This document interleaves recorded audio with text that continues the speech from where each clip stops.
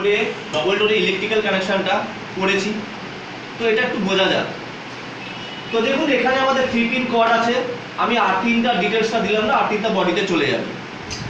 এই কর্ডের নিউট্রালগুলো আমরা ফার্স্ট কোথায় কোথায় দেবো? দেখুন নিউট্রালটা ফার্স্ট আমি একটা দিয়েছি ডোর সুইচ লাইটে, একটা নিউট্রাল দিয়েছি। আর এখান থেকে একটা নিউট্রাল নিয়ে আমি কোথায় দিয়েছি? কম্প্রেসর মোটরে কমনে। আর একটা নিউট্রাল আমি কোথায় দিয়েছি?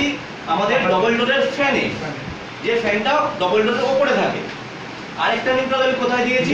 হিটারে। আর একটা নিউট্রাল আমি কোথায় দিয়েছি? টাইমারের 1 নম্বর পিনে।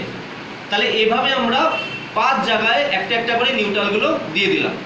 এবার আমরা ফেজ দেবো। ফেজ কোথায় দেবো? ফেজ দেখুন ফার্স্ট আমি এখানে 3 পিন কর্ড থেকে আমি থার্মোস্ট্যাটের 1 নম্বর পিনে আমি ফেজটা দিয়েছি, দেখতে পাচ্ছেন।